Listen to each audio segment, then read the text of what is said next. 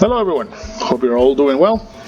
We're going to continue in the lesson that we're working right now for the lesson Flowers for Algernon. Now, before reading, we just a couple of minutes ago for me, maybe days for you, we talked about who Daniel Keyes was and how he helped people write, and he did more for writing than actually writing himself. Now we're going to start learning a little bit about what we should find in his work. Growing up, you have probably read dozens upon dozens of stories, between novels, textbooks, or even comic books, each one giving you a little entertainment. At least that's what the authors hoped to do. While the stories were of different genres and themes, they all shared one thing in common: narrative.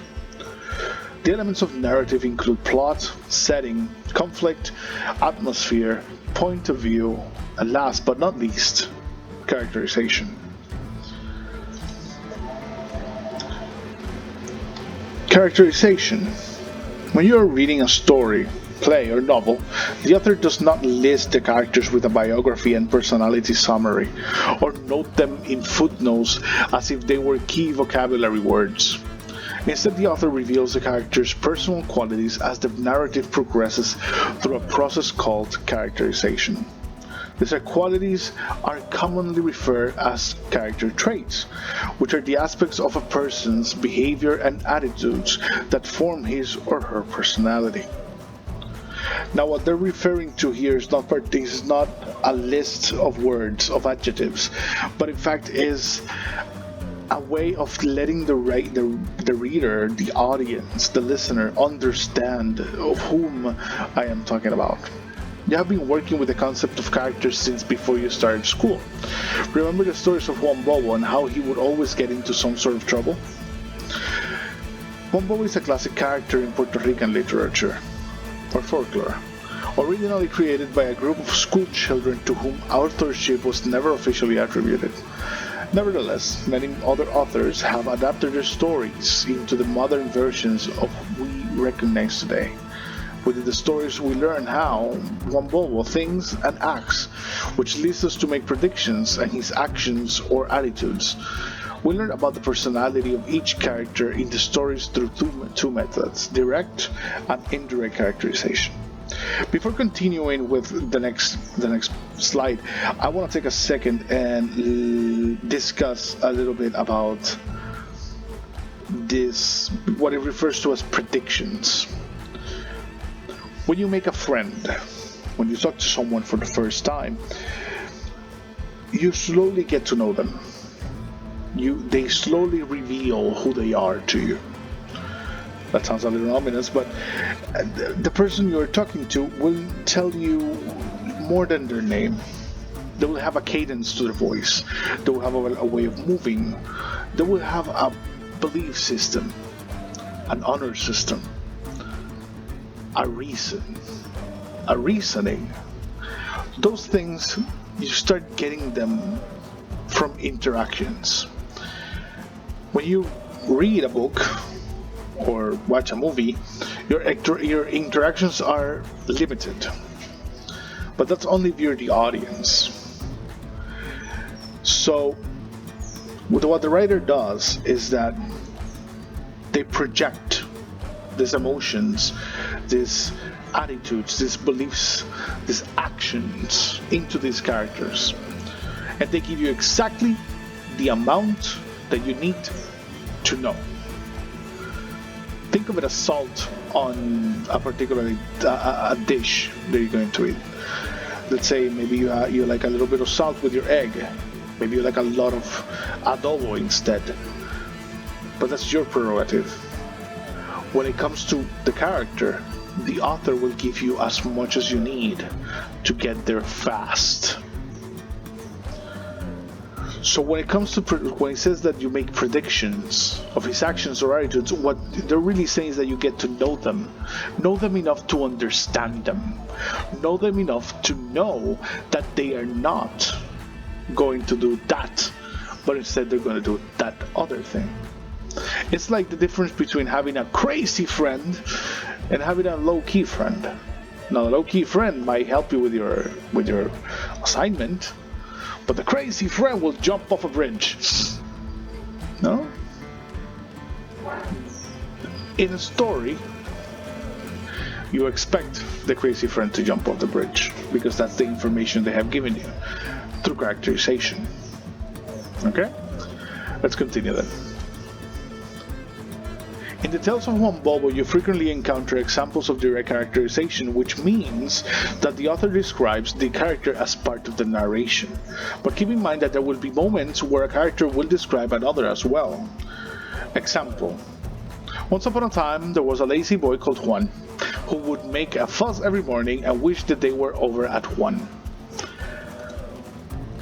Now, it says that the trait presented is lazy, but that's not entirely true. Even if they're gonna call it indirect characterization, but I say that it's still direct characterization when I tell you that the character Juan is a boy. That means that this character identifies themselves as a boy, and that they make a fuss every morning. I am telling you that the character is fussy. The part where the day is over at 1, that's just reiterating laziness. Indirect characterization, on the other hand, requires that the reader pay attention to a character's physical appearance, actions, dialogue, and reactions to and from the other characters to determine their personality. Example. Juan's mother narrowed her eyes and stopped humming as she watched her son come back from school covered in dirt. Juan carelessly ran across the tall grass and began bounding up the steps of the old wooden house. His blood ran cold when he met his mother's gaze. The right hand tightly wrapped around the broom's handle, and the other emphasizing her hip. Have character traits been presented? Yes. In the example, we learned that Juan's mother is strict and meticulous because of how she reacts to her son's appearance upon returning from school. Yes, that's completely true. Now, when you're describing characters, you will find that a lot of them are not very detailed or deep, or appear only once in the whole story. There are even characters whose sole purpose is to just add ambience to the setting. In narratives, characters can be labeled with different types depending on their roles in the story. Now, just to be a little more, go a little deeper into what they're saying here. Well, it refers to detail or deep or appear only once in the story. That literally means that you can have a character that is just there standing, holding the sign for stop. And that's it. That's the role of the character. Remember, every character serves a purpose for the writer. And so long as the writer is using them the way the writer wants to use them, everything is okay. That's why we have names for these types of characters. Number 1, protagonist.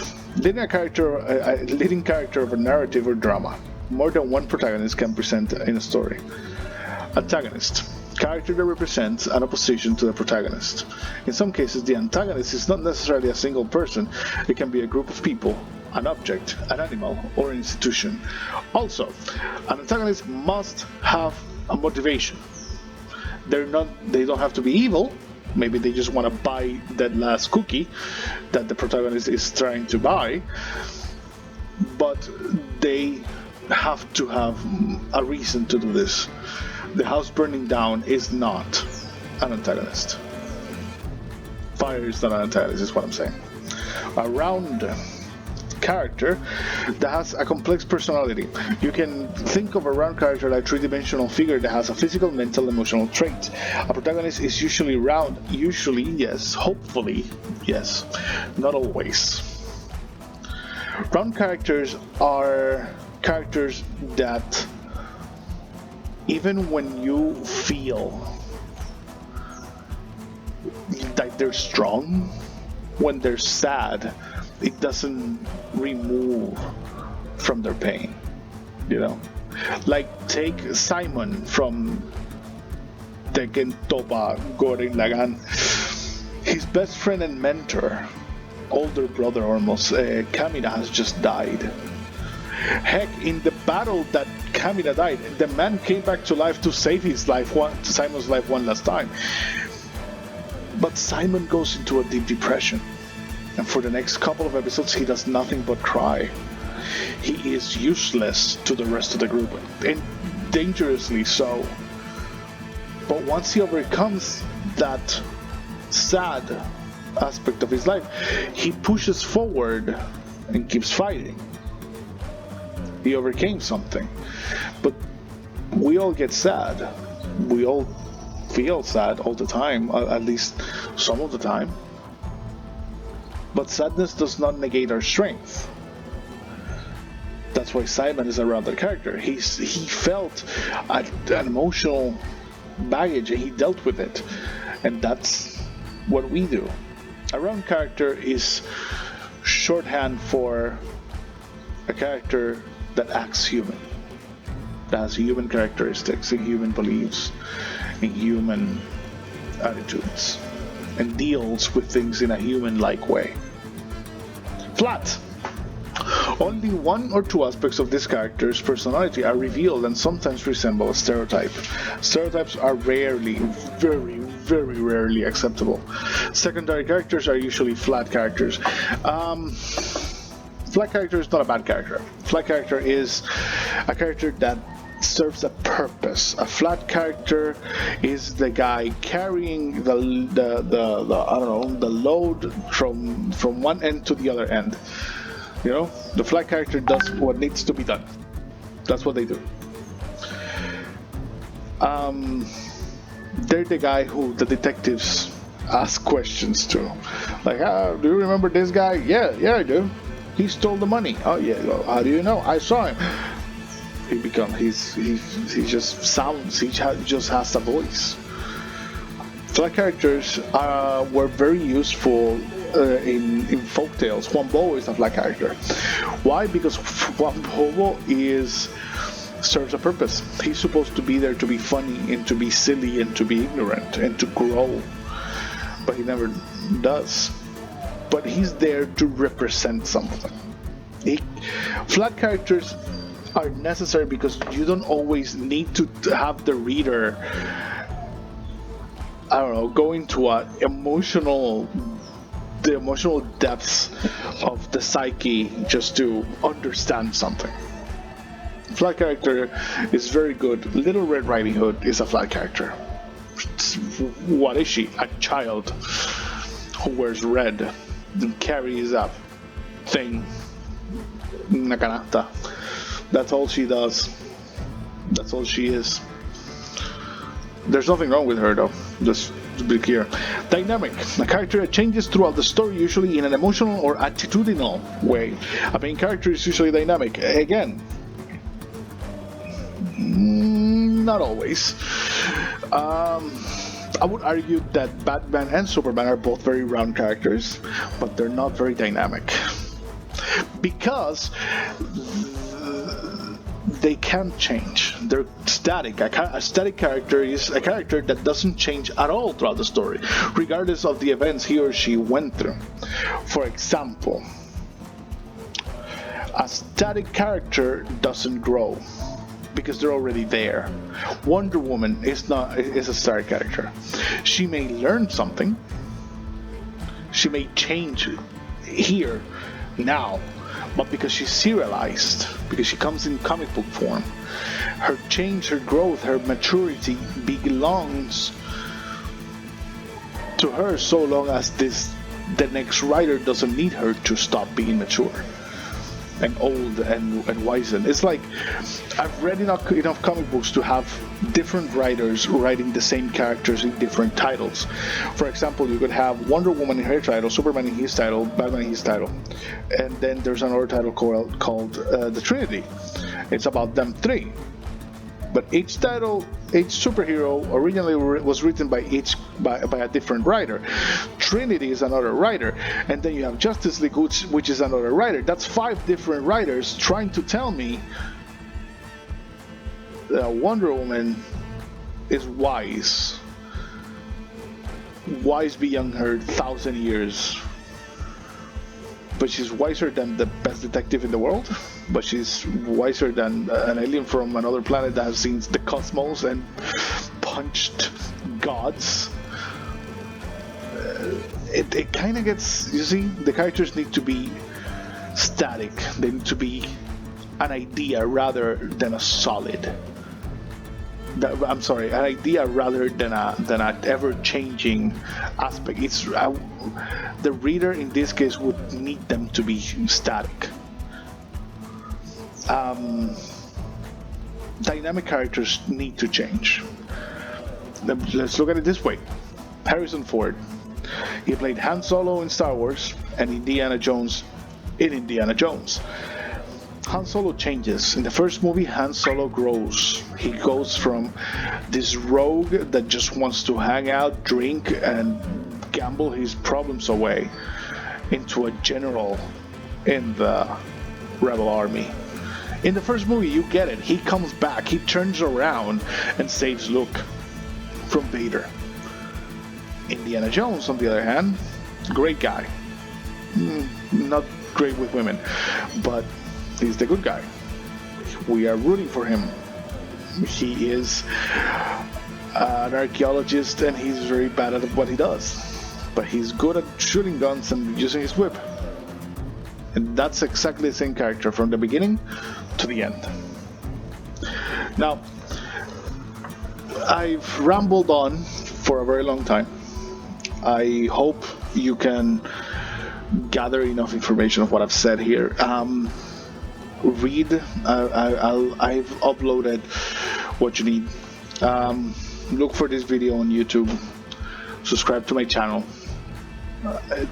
Not because I care, but because that way you can actually know when you get new videos.